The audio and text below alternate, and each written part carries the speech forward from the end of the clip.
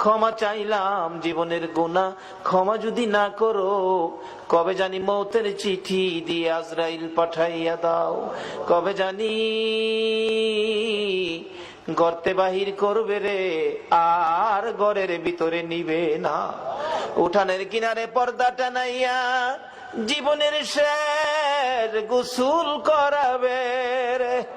আদুরের সন্তানেরা ঘরের বারিন্দায় দাঁড়ায়া দাঁড়ায়া কাঁদবে আর ডাকবে, বাবা গো পর্দার ভিতরে কিসের গোসল করো গো বাবা। মা টাইনা টাইনা বুকে জড়াবে, আইরে আমার এতিম, আজকাল থেকে তোমরা এতিম হয়ে গেছো। এতিমের ঘটনা বলতে গেলে কলিজা মানে না রে আল্লাহ। আমার বড় ভাই 5টা বাচ্চা এতিম করে কবরে। বাড়িতে গেলে আমার ছেলেরা দৌড়াই আসে, আব্বু আইছে। আমার ছোট্ট একটা ভাতিজা দৌড়াই আইসা দাঁড়াইয়া তাকে কিছু কয় না। জিজ্ঞেস করি, বাবা কি চাও, কি লাগবে, কি দরকার বলো। চোখের পানি ছেড়ে কান্দে, কেন কান্দো বলো না। আমারে ডাইকা ডাইকা কয়, চাচা গো আপনি তো 1 দিন 2 দিন পর পর বাড়িতে আসেন, চাচা আমরা আব্বা কই গো, চাচা আমরা আব্বা কি আর জীবনে বাড়িতে আসবে না। এইভাবে কবে জানি কার সন্তানেরা এতিম হইয়া যায়, কবে জানি কার বিছানা খালি হইয়া যায়। ওই দিন আসার আগে তোমার ঘর মসজিদের পক্ষ থেকে আয়োজিত মাহফিলে আমরা যারা হাত বাড়াইছি গো, ফিরাইও না ঘুরাইও না, আমরা তুমি মাফ করে দাও। আল্লাহ জীবনের গুনাহ মাফের আসার দরখাস্তের পর আরেকটা দরখাস্ত করি, তুমি কিন্তু রাগ হইও না। আমি জানি না হাজার হাজার মানুষ এত রাত পর্যন্ত বসে হাত বাড়াইছে, টাকা চাইলে লোকেরা জায়গা, আজকে লোকগুলো গেল না, বসে রইল। আমি জানি না রে কার মনে জানি কি দুঃখের পাহাড়, কার মনে জানি ব্যথা। হুজুর আমরার মা নাই গো, মা নাই। কার মনে জানি ব্যথা, বাবা নাই গো, বাবা নাই। যেই বাবা মাথার গাম পাতাই ফালাইয়া রোজগার করে মানুষ করেছে গো, যেই বাবা জমি জামা সই সম্পদ জুড়াইয়া আজকে বাবা দুনিয়ায় নাই। হুজুর বাবা কত আদর করতো গো, শেষ বয়সেও বাবা বাজারে গেলে জগ ভর্তি দুধ কিনতো, 2 কান্দা 3 কান্দা কলা লইতো, আমের সিজনে 15 কেজি 20 কেজি আম লইতো। বাবা হাঁটতে পারে না, তারপরও দুধ কিনা আম কিনা কলা কিনা বন্ধ করে না।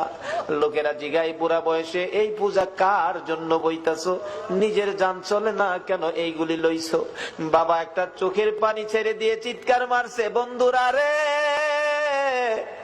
কার জন্য লইছি শুনো রে, আমার আদরের ছেলে মেয়েগুলো দুধ আর কলা ছাড়া ভাত খায় না রে। দুধ কলা যেই বাবা খাওয়াইতো গো, এই বাবা কার জানি খবরের আল্লাহ। ওই মা জানি কার খবরে গো, মার কুলে তাইকা মার কুলে কত পসরা পায়খানা করছি, অন্য মহিলারা নাকে কাপড় দিত, তোমার আমার মা জীবনে কোনদিন নাকে কাপড় দেয় নাই।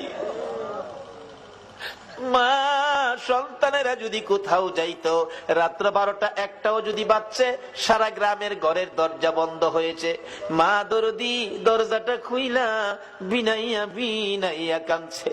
একটা গাছের পাতা যদি পড়ছে, একটু আওয়াজ যদি হয়েছে, মা 2 কদম সামনে গিয়া একটা চিৎকার মারছে, বাবা আইসনি, আমি তোমার মা দাঁড়াইয়া রইছি।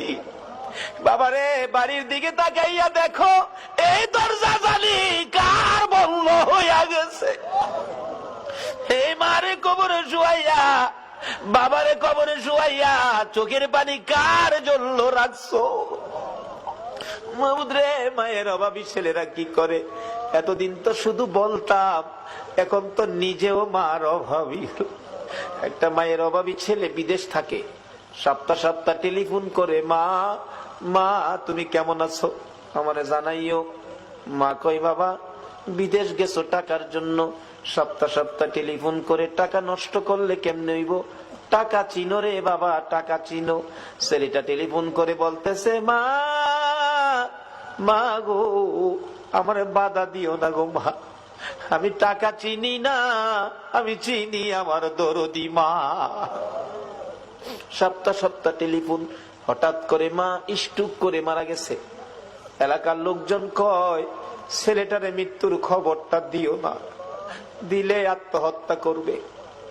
একদিন এক রাত, 2 দিন 2 রাত, 3 দিন 3 রাত, যেদিন পার হয়ে যায়, ওই বিদেশের মাটির থেকে ছেলে স্বপ্নে দেখে মা ডাকতেছে, রে মন্নান, টেলিফোন কার কাছে করবি রে?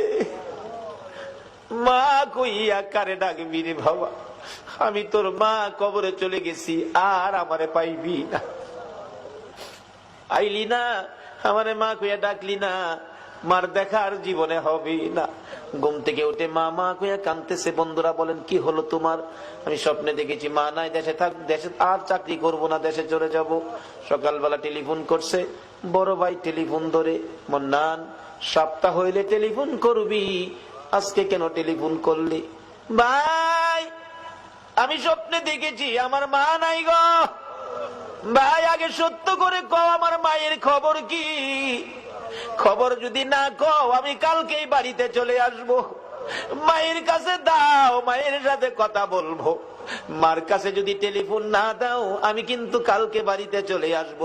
বড় ভাই টেলিফোন ফালাইয়া একটা দৌড় মাইরা মায়ের খবরের পাশে, মা মা গো, তোমার পাগল খবর পাইছে গো, কালকে বলে বাড়িতে আইব। বড় ভাই সকালবেলা মাইক্রো ভাড়া করেছে, বুড়া বাবা পিছে পিছে ডাকতেছে, আমারে সঙ্গী করি লইয়া যা রে, মায়ের পাগল রেখে